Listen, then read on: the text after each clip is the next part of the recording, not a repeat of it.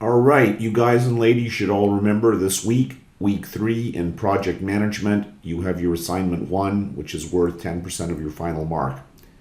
So you started working on it in week 2, so you're going to finish it up week 3 and you have to present. All team members have to be present to get the mark, and you basically have to treat your presentation like you're the one who is teaching somebody about the topic, right? So you have to consider that it's your responsibility to deliver a lesson on this material. So the purpose of this is to start you working with project management body of knowledge.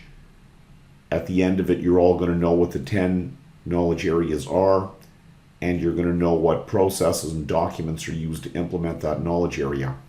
Here's your grading rubric. So 25% of your mark will be on how well your Prezi is assembled and presented. And when you think about it, the act of putting your Prezi together is what's also going to put your thinking together, because Prezi is also a mind mapping tool. When you assemble your presentation, you're also assembling your understanding of how it works. That's why it's a very powerful thing to work with. And then 25% of your mark is going to be how effective your group is in presenting the material. That means how well do you control the classroom? Are people interested in listening to you, or are they sort of fidgeting around? You're going to get graded on your ability to control the room, because as project managers, one of our big skills is to be able to control meetings. So I'm going to start making you responsible to do that. 25% is on how good a job you did in helping your audience to understand how your knowledge area is used to make the project work, and what processes and documents make that knowledge area work.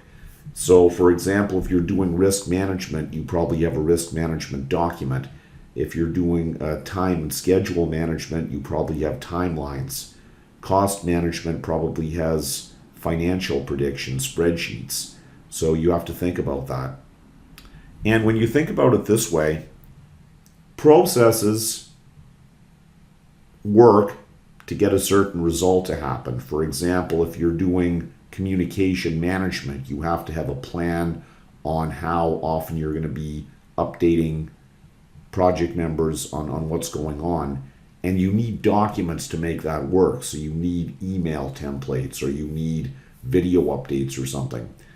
So your assignment is to teach the rest of the class why this knowledge area is needed and how it works, what processes are connected with the knowledge area, and what documents are used to implement the knowledge area.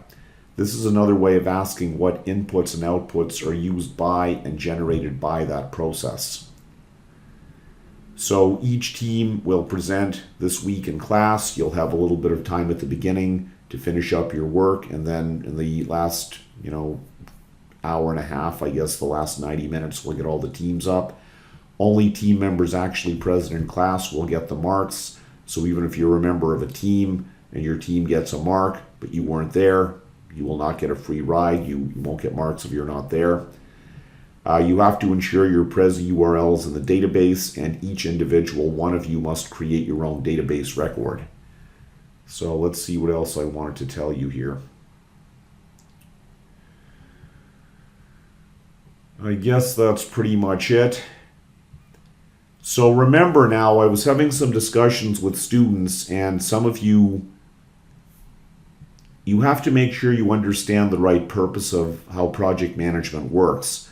So I had one student saying about, how he would do quality control for a car. He would test that the car is driving properly and so on. No, that's not what we want.